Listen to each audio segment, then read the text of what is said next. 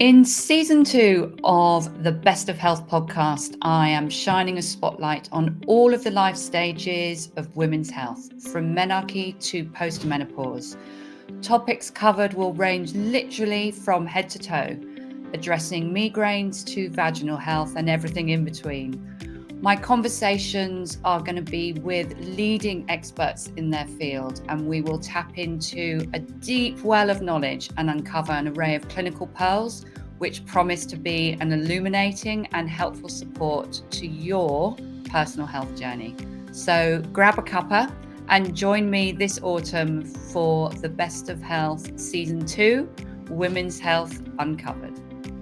Welcome back to the Best of Health podcast, season 2, with the spotlight shining well and truly on all things women's health. And so today I am absolutely thrilled to have with me Dr. Tina Peers, who is just the most wonderful woman to have on the podcast because she has a wealth of experience around women's health to share with us today.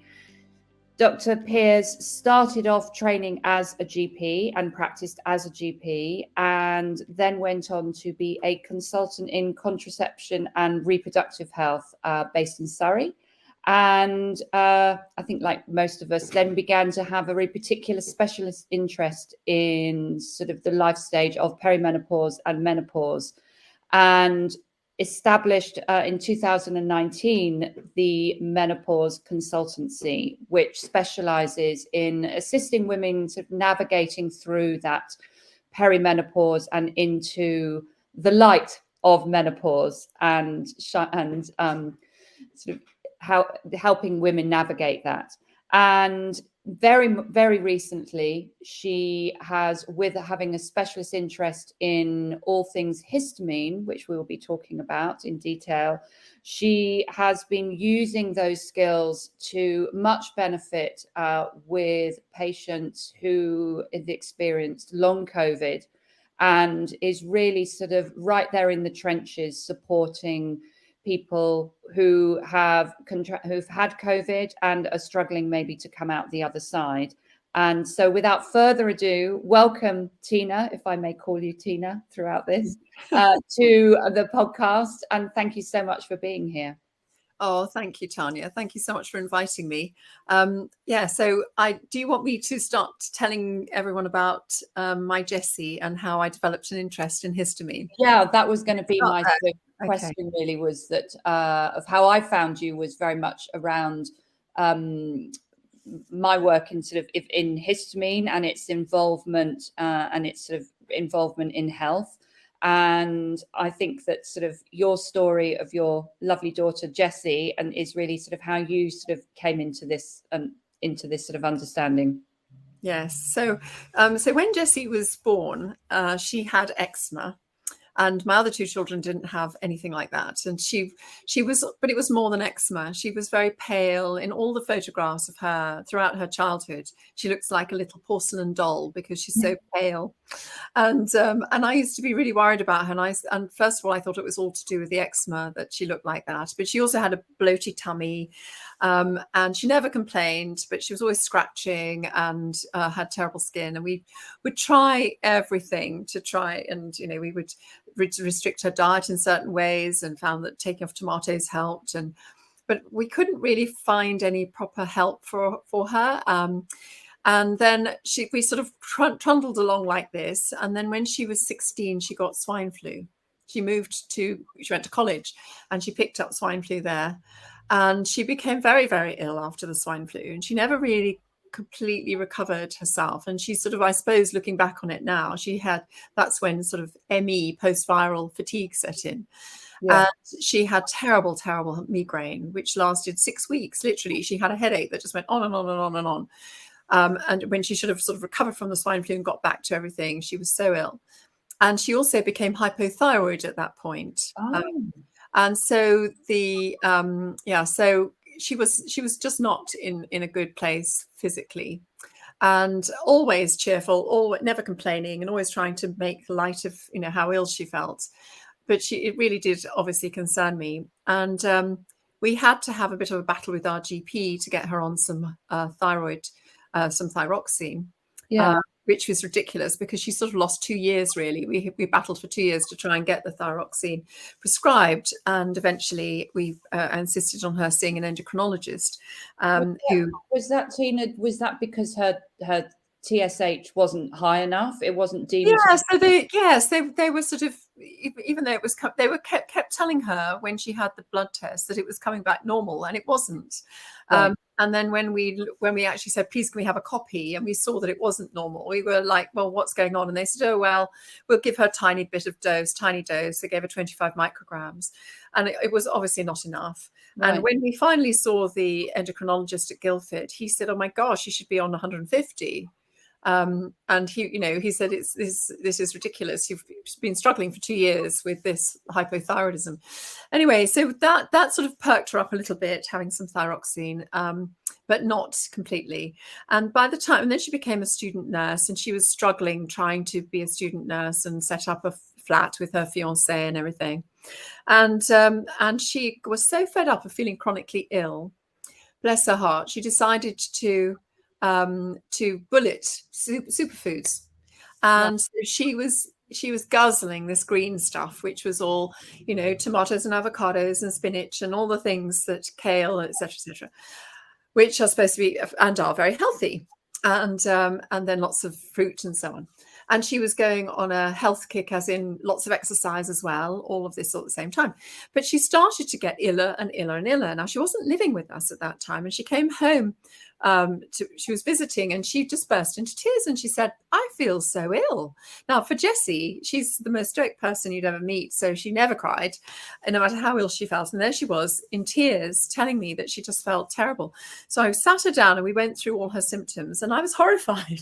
So not only did she have the sort of chronic fatigue and the headaches and the eczema and the bloating and the things that I knew she had, constipation and so on from before, but she now had a whole load of new symptoms, which she was just adding to her list. And I didn't quite know what to make of it, if I'm honest. I thought, my gosh, what is going on with her? And then I said, well, look, let's deal with what we know. You haven't had your thyroid checked recently, so let's get that checked. Right. Try and let's get you on antihistamines for your eczema and so on. She didn't tell me she was bulleting the superfoods at that point. I didn't know. Right. And anyway, she carried on getting more and more sick. And then finally, she rang me up one Saturday afternoon in floods of tears again and said, I don't know what's happening to me, but my eyes are so swollen I can hardly open them. And my mouth is so sore I can't even drink water. And my skin is so sore I can't touch my face. Now, with Jessie, what we'd always done is put cold compresses on her eczema. Whenever she had a flare, we would cold compress it. And she said, I can't even do that, Mum. Madre, she calls me. I can't even do that, Madre. I can't even put anything on. And so I rushed over there to get her. I said, you don't think you're having an anaphylactic shock? And she said, no, I woke up like this morning. So bless her, she'd had it all day, and it took till 4 o'clock in the afternoon before she rang me in desperation because she couldn't sort of get on top of it. So anyway, I picked her up, brought her home, and then I could see she had dermatographism, which is when you can write on your skin, it sort of gets, and you can blanch it, and then your name can stay on your forehead for 20 minutes. Her skin was so sore. She was bloated like I'd never seen her before. Her lips were all broken, and her eyes were virtually closed. Her skin was so bad. Her eczema was so bad. When she turned her neck, it just split. Her skin all split. Oh, goodness. It was awful. Her arms were all swollen. Her legs were swollen. Her tummy was all bloated. She looked absolutely dreadful. She said, I had a migraine for 4 weeks. And she had funny episodes of feeling faint and wanting to faint, suddenly wake up in the middle of the night with nausea, rushing to the bathroom, couldn't be sick, total insomnia, not being able to sleep. She'd had a cough, her asthma had got really bad and it wasn't responding to inhalers. She had terrible constipation, then diarrhea, bloating, abdominal pain. She had dizzy spells and fainting attacks. I mean, you name it, she had it. Goodness. And I was so worried. I just thought, oh my God, what? It must have been so difficult being a GP, being a doctor, to be able to take a a helicopter view and take a step back and take the emotion out of it, You because know, because that's your child. it was terrible, because I also knew, I felt it was my responsibility to make her better, Of course. because we had taken her to lots of doctors and nobody had helped her. And we had taken her, not with all of those symptoms, but with a good deal of them. Yeah. And everyone had just kept saying to us, it's her eczema, it's her eczema, it's an eczema. And I knew it wasn't. I knew there was something systemic, you know. And then this was just confirming that, really, but it was 10 times worse. And then I thought, oh my God, has she got leukemia? You know, has she got a sort of sepsis type infection? What are we, you know, what are we dealing with here? And I just, now the funny thing was, well, not funny, what happened was, about 10 years before, one of my dear friends, who's a chiropractor, had said to me, do you think it could be something to do with histamine? And I had thought, histamine, I've not heard about that before, really. And I looked it up on the internet then, which would have been sort of like, you know, 2006. And there was nothing. There was absolutely nothing on the internet about histamine. It was very, very, you know, sparse. And I you couldn't weren't really taught about it in medical school. You didn't. It didn't really get much attention. No, only allergies and a bit of that. Sure. That was it. So, you know, and I was in medical school a long time ago. so Oh, come. no, I qualified in 1980. Gosh, when did I qualify? In 1983. So I was in medical school 78 to 83, and we had 1 hour on allergies and mast cells and histamine, and that was it. Okay. I was at Guy's, good medical school, and that was standard. And so I'd looked up histamine on the internet, and there was nothing in 2006 virtually. But when she came home with all of this, and we wrote down another great long list of symptoms and things, I looked again. I suddenly something. My husband actually, we were sitting down, and she hadn't eaten all day, and I was trying to get her to drink water through a straw and trying to really sort of help her. And I said, look, I'm going to cook you something to eat. And I had some organic carrots and potatoes, and I had some organic lamb, minced lamb. And I thought, well, this is all very innocuous. I'll cook her something from this. Yeah. And she sat there and she ate the carrots and she was okay. And she ate some potato and she was okay. And as soon as she put the mincemeat in her mouth, she went flushing bright red, like she was going to explode. Literally, as soon as it went in her mouth. And because it's full of histamine, but I didn't realize that mincemeat is full of histamine. Because it's old, because it's aged. Yeah, because it's got a huge surface area and loads of bacteria on it. So, you know, even though you cook it, it's full of histamine. Yeah. And the bacteria convert histidine to histamine, and so it just becomes a histamine-rich product. Yeah. And it was my husband who said, "Oh my gosh, it's like she's allergic to it. It's like histamine." You know, he's not medical. And it was when he said the word histamine, it was like a light bulb went off in my head. And I thought, I must look that up again, you know. So I looked up histamine intolerance. And this time, of course, it was 2016. There was a lot more information. Not a huge amount, but a lot more than there was before. Enough information for me to go through it all and see that actually she ticked every single box. So all her symptoms were there. Yeah. And I thought, well, this is it. This must be it. So then I was working at Chelsea and Westminster Hospital with my lovely colleague and friend Nick Panay, and I said to him, you know, do you know a good immunologist, allergy specialist who I could take her to? Because I'm sure she's got histamine issues, and this is what we need to do. And he came up with a name, a professor in London, and I took who's supposed to be the man to see, and sees all these people with eczema, and absolutely brilliant. So we finally managed to get an appointment with him. She was living at home all that time because I was looking after her. She was just in an awful state and so unwell. Anyway, I took her into London, and we saw him, and well, he was as good as a chocolate teapot. Absolutely. Well, he'd never heard of it. He didn't know anything about it. He actually turned round, looked at her, and said to me, I think she's probably got a brain tumor. Oh my good Lord. Oh my gosh. She's probably got a brain tumor because the headache. And she was in the room. She was sitting there. She was sitting there. And the look on her face, I'll never forget. And luckily, you know how mothers can send messages to your children through your eyes. Oh, yes. We're very clever. Yes. So I flashed her this look of, he's a twat, don't believe anything he's saying. So Sorry, listener, for my squawking laughter. no, sorry for being so blunt, but No, I love it. she did not have a brain tumor, and she obviously had systemic inflammation going on. And anyway, so £860 later, we walked out of his surgery with this awful consultation. It was dreadful.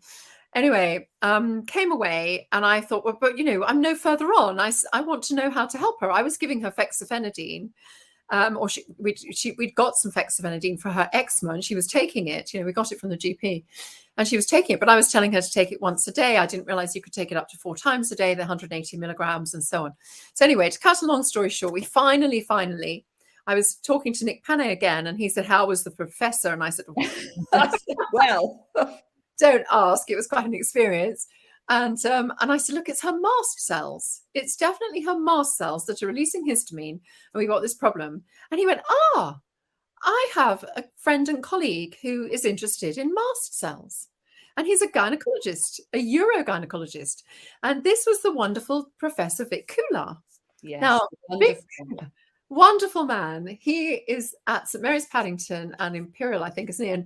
And he's obviously privately in Harley Street. And he said, let's get him on the phone. So we got on the phone, and I said to him, look, Professor Kular, these are all her symptoms. This is the story. And he was so sweet. We were on the phone about an hour and a half to each other. And I said, I think she's got histamine intolerance. He said to me, you're absolutely right. Oh. And I could have hugged him and kissed him, because it was such a relief to hear that I wasn't barking up the wrong tree. Yeah. I wasn't missing something else more serious that we needed to, sort out quickly. And I was so relieved. And then he said, right, give her the fexofenadine 3 times a day. She must be on a low histamine diet. We were trying to do that, but we didn't know where to find a good list. So he gave us a list.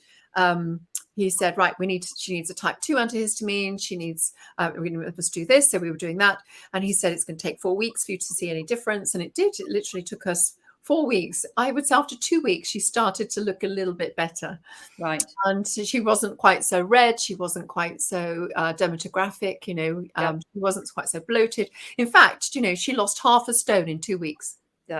Well, she just interesting. There's lots to unpack here, but I've just had a very similar experience with a woman who has gained 4 stones since the onset of menopause, and actually will come into but she, by lowering her histamine, and this doesn't mean that everybody has to do this, but yes, it's because it's an inflammatory response, and so that is another mechanism of causing weight gain, for sure. Absolutely. So she was full of fluid. So all of the inflammation in all her tissues, so all her organs were inflamed, her lungs were inflamed, and that's what gave her, shortness of breath and the asthma. And it didn't respond to the inhalers because it wasn't asthma. It was inflammation of the lining of her lungs. So they were swollen boggy from inflammation. So giving yourself a dilator, a sort of bronchial dilator like Ventolin or something isn't going to work. No. And she was, literally every organ in her body must have been swollen with fluid, and she peed out half a stone. She went through a few days when she said she was going to the loo every 15 minutes. And just massive, like she'd had a big drink. She was drinking 2 liters of water a day, but she said, Mum, honestly, every 15 minutes I'm going to the loo and I can't believe my bladder's full again. And it was literally coming out of her tissues and going into the bloodstream and being sorted out by her kidneys. So thank goodness she started to turn the corner and her face started to come back. And, because she was unrecognizable. It was just awful. And anyway, so then we started to treat her, and we made some improvements. Then I started to think she needs T3, not just T4. Right. And I found an endocrinologist privately who agreed and gave us some T3, and she started to feel a bit more, a bit better. This was in 2020. Oh, okay. And then so she sort of gained a certain amount of improvement, but was never great. So she would be feeling unwell 80% of the time, well 10 to 20% of the time. Okay. Yep. When she would have energy and be able to think and be able to sleep and all the rest of it. And she managed to sort of try and work through her degree. with all of this on board. Anyway, finally in 2020, my New Year's resolution at Christmas 2019 was that I would sort her out once and for all properly, and try and dig down deeper, that what we were doing was just on the surface. So we saw an endocrinologist, saw a gastroenterologist who understood histamine intolerance. And she did have leaky gut and SIBO and all of that, sorted that out. And then I thought, I need to know her genetics. Perfect. I really need to know her genetics. And this is coming from a sort of, an ignorant doctor who is not functionally trained. But I was trying to, work out what the next best thing to do would be. I wish I had. Amazing that you had well, it's your child as well, isn't it? But you just have a questioning mind, obviously. Yes. And also I when I was a GP, I'll be absolutely honest, I was very dissatisfied with being a GP and that's why I gave it up in a sort of heartbeat to do contraception and women's health. Okay. Because I felt like we could never really answer the questions for people. We didn't do individualized medicine. It was always like one size fits all. Here, take this medication. It should make you better. I don't know. It just felt very unsatisfactory. It didn't feel like we were drilling down and treating people as individuals and finding out what their metabolism was doing and what their body needed. So I always had that sort of in the back of my head, I suppose. And then, so I thought, right, we need her genetics. And I was trying to research different companies to do the genetics with. And I came across Life Code GX, who are just brilliant. And Emma Bezic was fantastic. So we did all of Jessie's genetics. And we looked, and that was beginning of April 2020. And we were able to see all her methylation issues and she's definitely got histamine intolerance, with poor DAO and HNMT production and so on. And we could see all these and we could add in, she was on a lot of vitamins, minerals already, but we could add in the little bits that were missing that would support her SNPs, her genetic poorly performing genes, and encourage them to be better performers by giving them their cofactors. So, the B12s and all of this. So we did all of that. And and she'd had some abnormal liver function tests, which was really worrying me in the beginning of April. And we got her results and we put her on a few more vitamins and minerals. And 6 weeks later, we checked her liver function tests and they were brilliant. They were not only normal, they were really healthy normal. And that was purely as a result of supporting her system and knowing exactly what to give her. It was amazing. Absolutely. And she started to feel so much better. So then over a sort of few months, we flipped it. So instead of it being 80-20, don't feel well to feeling well, feeling unwell to feeling well, or rather, I'm saying that the wrong way around, aren't I? 80-20, so unwell to well. We swapped it to the other way around. So she was spending 80% of the time feeling well and 10 to 20% of the time feeling not quite so great, but knowing how to cope with that and what to do to improve things. So it transformed her life. It absolutely transformed her life. And then she got pregnant. So I know. She's become a mama. Yeah, she's become a mama. So she's got little baby Eva, who's 3.5 weeks old now. No, actually tomorrow. Yeah, no, tomorrow, today. Today's Wednesday, isn't it? Yes. Yes. So today she's 4 weeks old. So amazing. That's amazing. So that's Jessie's story. And of course, that opened up my eyes to histamine. And we also diagnosed Jessie with mast cell activation. We decided, Professor Vic Kula and myself, that after a couple of years of just going down the histamine track, she actually had mast cell activation and needed mast cell stabilizers as well, which she's now was on. And that definitely was also a bit of a game changer. So having got that interest and that knowledge and that experience, I then found in 2016, I couldn't help myself but diagnose it in lots of people. And every week I'd be seeing women for contraception and so on, or menopause. And I would be making that diagnosis in 6 or 7 or 8 people a week. Okay, so that started to be very interesting.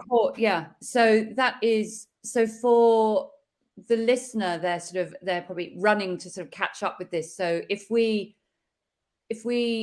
maybe just explain, you mentioned sort of a couple of minutes ago that Jessie was put on an H2 blocker. So maybe let's explain. So histamine is a natural is something that we produce in our body, and it's like many things. Sometimes we can have too much of a good thing, can't we? So exactly. So it has some important functions. The main function is in the immune system. So it's made and stored in the mast cells, the basophils, the platelets, the neurons, and some gut cells, because it's important for digestion. Yeah. And so the main three functions are the immune system. Yeah. So when the mast cells come across a virus or an infection, a bacteria, they release histamine and a whole load of 1,000 other different chemicals into the system to help boot the immune system up and get that infection under control. And it causes inflammation normally in the area where the bacteria is, etc. The second thing is the second function is for it to produce acid in the stomach, which helps digest protein. And also gastric motility. And the third thing is it's a neurotransmitter. So it's very important, histamine, for our circadian rhythm and our cognitive function. And of course, that's all good and well when it's in balance. Yes. The body tries to keep it in balance. And then so there are two enzymes that break it down to get rid of it. So the HNMT and the DAO, the diamine oxidase enzyme. Diamine oxidase mostly in the gut, HNMT in the bloodstream. Now, when there's an imbalance between the two, then you get histamine intolerance. So when there's too much production or there's too much coming in through the diet and it's overwhelming the body, then you get the symptoms of histamine. So an imbalance between too much coming in or being released and not being able to clear it effectively. Exactly. Right. So it can be any one of those things. So there can be various triggers. So it can be there can be a genetic predisposition to it, which is where you don't make enough diamine oxidase, you don't make enough HNMT, maybe as well, or either of those, or you have mast cell activation syndrome, which is another genetic predisposition. Okay. Yep. So that's one of the triggers. Another trigger would be gut inflammation. So leaky gut, Crohn's disease, celiac, any gut inflammation that can also trigger the histamine response. Because there's not enough, because that's where the majority of this DAO resides, is in the gut. So if the gut is damaged. And if you have leaky gut, what happens is partially processed digested food is absorbed into the body, and the mast cells, who are the bouncers in like a nightclub, are the ones on the other side of the wall, and this that's leaking. They're going to think that there's another invasion, so they think it's an infection, and then they release more histamine. So that's the sort of mechanism there. You get leaky inflammation of the gut, it leaks, you get more semi-digested food going in, and the body thinks it's an infection, so it responds in the same way. Then you've got excessive foods with excessive histamine foods, and which can be either just very high histamine foods or also DAO blockers. So some things like alcohol, tea, coffee, green tea, and chocolate, actually not only are they high histamine, but they block the diamine oxidase working. So if you're, it can be a double whammy, can't it? If you don't make very much of it and then you're drinking this stuff every day, you really are hiding some cups of green tea, then the balance gets tipped. Exactly. And the other trigger, the other big triggers, the four triggers, so genetic predisposition, gut inflammation, excessive foods and DAO blockers, and you've got chronic stress. And chronic stress in childhood, in adolescence, in adulthood can release more histamine. It stimulates the mast cells to release more histamine. I read that a couple of months ago, is that these mast cells, they have receptors for CRH, don't they, for cortisol releasing hormones? They have receptors for everything. Don't they? They really do. Honestly, they have histamine on them. They have estrogen receptors. They have, ACE2 receptors, which the COVID gets in through. They just have so many receptors, and they can be triggered very easily. So fascinating. So with that then, Tina, so the mast cells also have receptors for estrogen, and there is a real interplay, isn't there, with the immune system and our hormones, our endocrine system. There is. So there is this sort of very interesting loop with estrogen that actually down regulates also DAO as well, doesn't it? And That's right. So it's complex, and it causes a lot of women a lot of problems. So as your estrogen levels vary throughout the cycle, it's going to have a different play on your mast cells and your histamine levels. And then when women become perimenopausal, obviously this can become problematic. Now, the typical histamine intolerance patients can present with IBS symptoms, with chronic fatigue, post-viral fatigue. They can present with fibromyalgia, with chronic headaches, urticaria, hives, bad reaction to insect bites, easy bruising. Not everybody has all of these things, but many patients have many of these symptoms at different stages in their life. They can have psoriasis, rosacea, eczema. They can have asthma type symptoms, rhinitis, sinusitis, itchy eyes, conjunctivitis. They can have wheezing because it's affecting their lungs.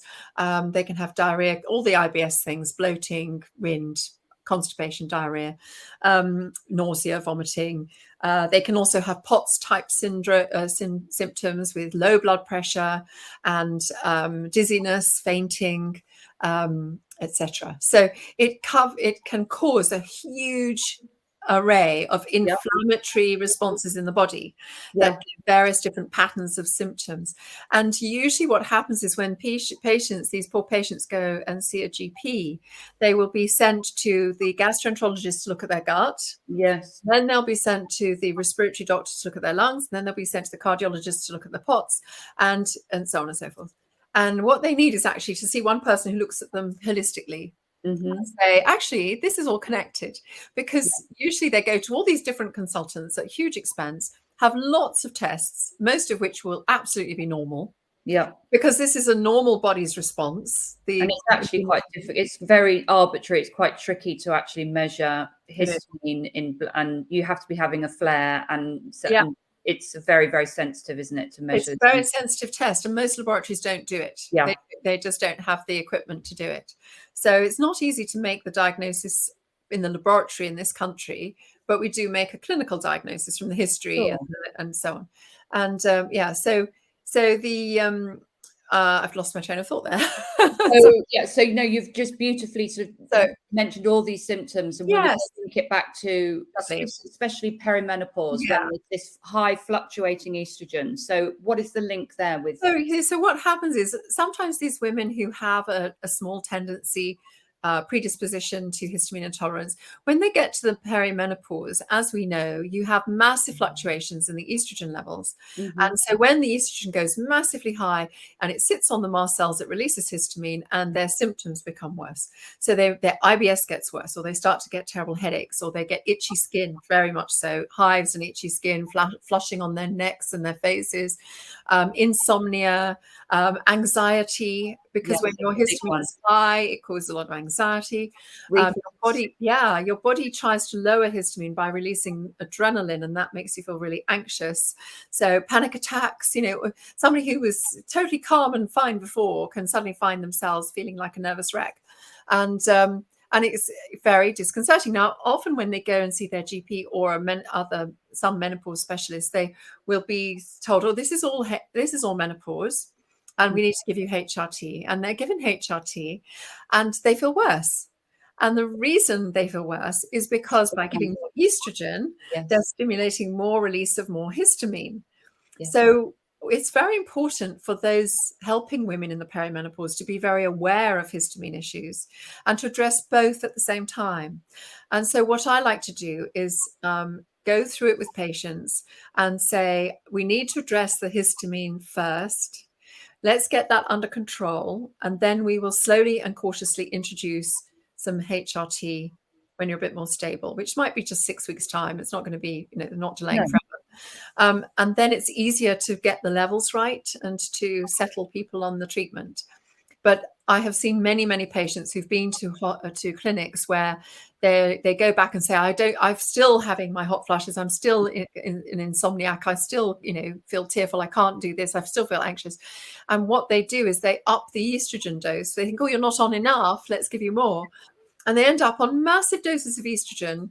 And of course, they just feel worse and worse and worse and worse because I've experienced that as well, for have you? sure. Yeah, absolutely. And actually, to paraphrase, I was talking to a client this morning, and I said, I mean, I'm very pro HRT, but it is about, I said, it can only be as good as the environment into which you put it. So You're right.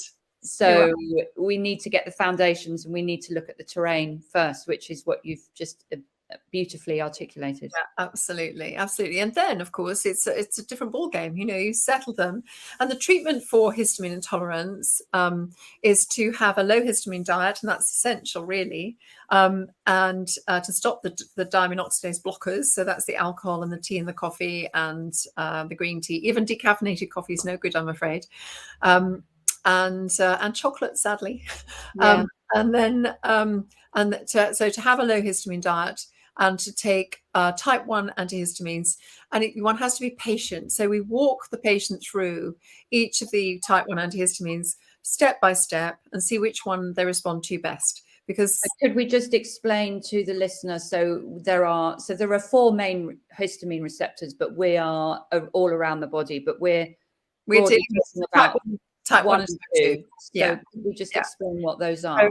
Okay, so the histamine receptors, type 1 and type 2, are in different tissues. So, for example, in your lungs, you have type 1 receptors, and so if you give an antihistamine, a type 1 antihistamine, then you're going to block the histamine, the excessive histamine in the lungs, and therefore you're going to stop the inflammation in the lungs and therefore the shortness of breath. So it won't lower, the antihistamines don't lower the histamine, they block it. Yep. And they also sit on the mast cell, which has all of these receptors on it. Yep. So they sit on the mast cell so that when the level of histamine is high, it's not then stimulating the mast cell to release more, because the mast cells communicate with each other. They are interstitial. They are in the tissues.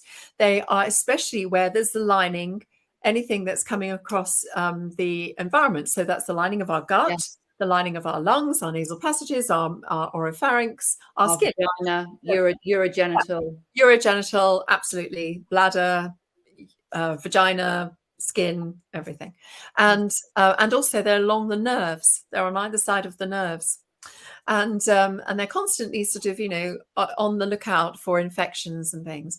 And when let's say you inhale a virus and it goes into your lungs, those mast cells will be stimulated and will release over 1,000 different cytokines. I'm sure everyone's familiar with the storm, now.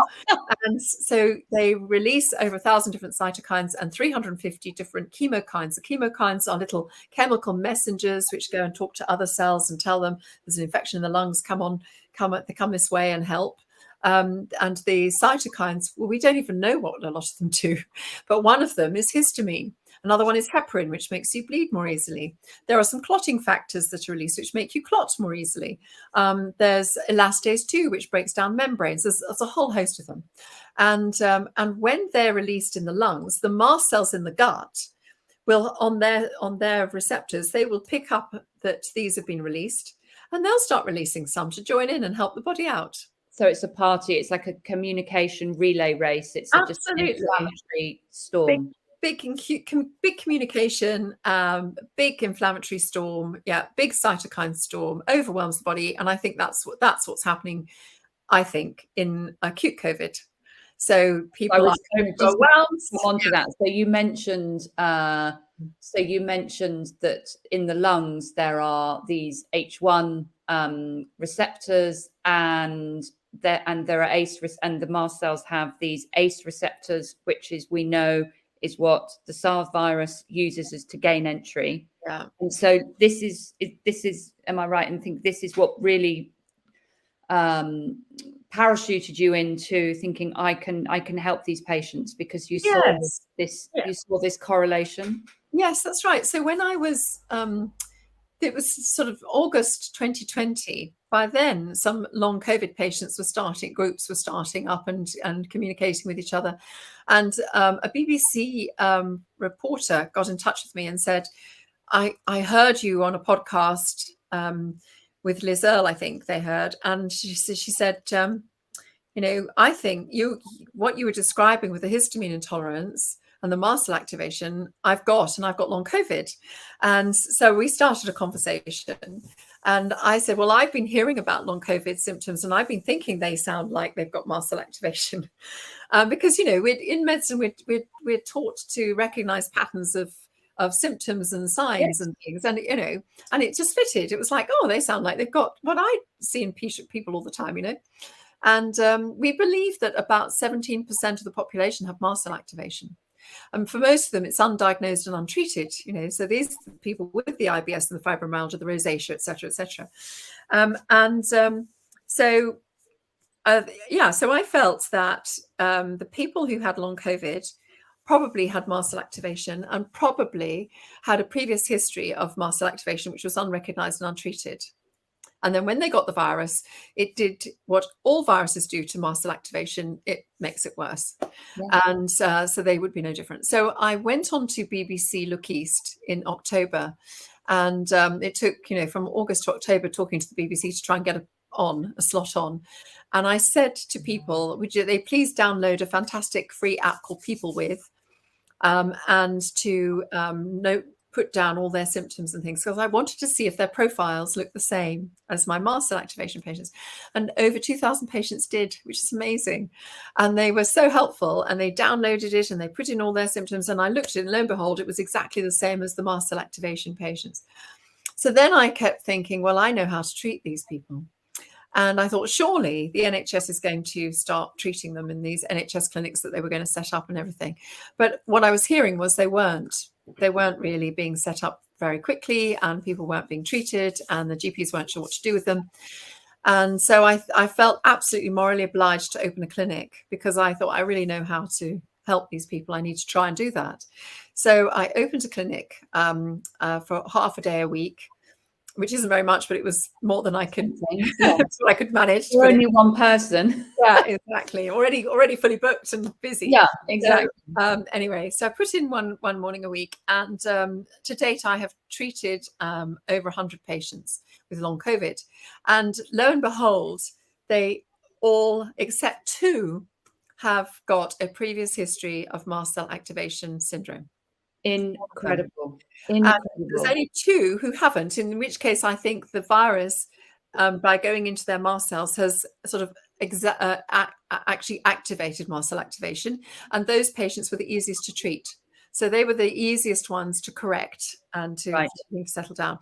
The other poor 98 patients all had a previous history of something to suggest that they had already got some slightly dysfunctional mast cells that triggered a bit too easily, that gave them IBS or asthma or something. And actually, fascinatingly, some of them are fitter now than they were pre-COVID, because they weren't being treated, and now they're being treated. They're being treated holistically, and you're peeling back the layers of them. So really, they've been living with this sort of, I always refer to it as this inflammatory burden and the COVID was the sort of the straw that broke the proverbial camel's back. It exacerbated. It raised their inflammatory burden over a threshold, and it just became this runaway storm. Absolutely. And when most of these patients, almost without exception, when I said to them, tell me about your previous health. Oh, I'm fit and healthy. I can run and I can exercise, do this and the other. And then when we drill down and I say, well, tell me about your gut. Oh, yes, I've always had a funny gut. And always, and oh, yes, I've always reacted really badly to insect bites. And I do bruise easily. And sometimes I can't sleep. But, it all starts to come out. And you think, well, actually, yes, of course you do feel healthy, and you've managed and you've coped, but you've actually got a condition that is chronic inflammation going on here, and it's never been addressed. So anyway, so that's what I've done, and I've been treating these long COVID patients, and some get better very quickly. All are getting better, and some are more complex. So amongst my long COVID patients, I've also got some patients who've got MCAS without COVID, and who've been, some of whom have been quite poorly over their lives without any treatment, and they're all going in the right direction. So I'm really gratified by that. Yeah. So there we are. So I know that we don't have much longer left, but I'm really keen just to sort of tie this up with I can't leave without your you have been working really closely with, and you're passionate about bringing this knowledge and awareness about prevention, and this sort of truly, if we can use the term holistic in the true sense of the word, sort of really sort of thinking about preventative care around how, about the outcomes of getting COVID and coming out the other side, and allowing our immune system to be able to manage that in the most robust way. Yeah. What is your, and there's a lot of preventative, sort of inexpensive things that we can do, that I feel passionately could be shared sort of to the nation. So one of the most exciting things I've done this year is become part of a group who have formed a fantastic health organization. It's called World Council for Health. Yes. And our website is worldcouncilforhealth.org. And I would encourage everybody to have a look at it, because it's the most amazing site that's been put together. Which is absolutely incredible. Oh, it's amazing. And if people log on and register for the newsletter, then they will be sent updates because as more and more information becomes available, then we will send it out to people. They'll be the first to hear. And it's a very positive website. It's about not being frightened of the situation and the environment that we find ourselves in, and giving people back the autonomy and the responsibility and the power to be healthier and to be fitter and to cope with the virus that's around us. And so it's evidence-based medicine on that site. It's factual and it's true scientific data. Mm-hmm. And we're very open and transparent. And we've put together, this is how to be as healthy as you can be. This is how to boost your immune system. And also we've put protocols on there for treating acute COVID, things that you can buy over the counter, simple things that you can have in your cupboard should anyone in your family start to get symptoms which suggest they've got COVID, and to keep people out of hospital and fit and as well as possible. And I have treated about 10 patients with acute COVID. And based on my theory that it was all mast cell driven, all the inflammation and many of the symptoms, I've treated it as for, MCAS. Yeah. And I would say all of them started to get better within 24 hours of starting simple things like antihistamines and the vitamins and minerals and quercetin, which is a mast cell stabilizer that you can buy over the counter. Yeah. And so on our website, on the World Council for Health website, there are protocols for treating acute COVID, for treating long COVID, and for treating vaccine adverse effects. So we want it to be out there for everyone to help them to get good, reliable information and help. So that's what we've done. So that's the most exciting thing I think that's happened this year, actually. It is, apart from the birth of 2 grandchildren. Well, I think maybe the birth of 2 grandchildren has to take top spot, but that was number 1 spot. Yeah. Yes, but number 2 is the World Council for Health, because that's going to be helpful to the whole world. And we had over 70,000 hits in the first week. So there's a lot of interest, there's a lot of need, and it's really about putting everything in perspective and taking control for ourselves again, really. And I think that is a beautiful way to close this, hopefully the first of many kind of part conversations. But I think that we have found ourselves in a very strange world, and it is knowledge is power, and actually having a place to go to where there is researched, sound data, and a safe space for conversation without judgment is vitally important, because I think we've all been sort of rallied into having to make sort of, it's kind of been very divided, and the world is not black and white, and it is a whole shade of grey. So I think that having somewhere that we can use as this resource is so powerful. Thank you. It's a pleasure. Thank you so much. Thank you so much for coming on. And where can people find you, Tina? Can you just do a little plug for, you've got 2 websites. I've got drtinapeers.com, which has Yep. got good, I hope, some good information about histamine intolerance, It does. about long COVID. I've got another website, which is menopauseconsultancy.co.uk. And I've got some lovely doctors who work with me seeing menopausal and helping menopausal women. And I've got Dr. Manjul Mehdi going to start next month, who's going to help me with my long COVID clinic. People can book through that clinic to see him. And I've also got a website called treatlongcovid.com. And in June, I organized an international conference on treating long COVID. And I had 2,200 people turn up to the conference online, obviously. And it was fantastic. They were attended from all over the world. And I had the most fabulous speakers talking, and one of the speakers was Dr. Lawrence Afrin, who's an absolute my goodness, he's a god. I mean, he's a god. And actually, Tanya, my motivation wasn't just to get information in front of patients and doctors who were treating long COVID and patients who had it, but also to get Dr. Afrin on screen giving a lecture about MCAS, because I wanted to put it on the map. Yeah. And I was so delighted that he agreed to speak, and he gave the most wonderful lecture. And it's all there on treatlongcovid.com on my website. So people don't need to worry that they miss the conference. They can go in and look at all the lectures. Everything is there for them to see. So I would encourage everyone to see Dr. Afrin's lecture at the very least. I would encourage you all to do that. And you can give a little donation, because the conference was free, but it's I would encourage anybody to do that and just give a little donation, because this knowledge is gold dust. Well, and we've got Dr. Mabeen presenting the protocol we put together for treating long COVID and so on. So it's all there.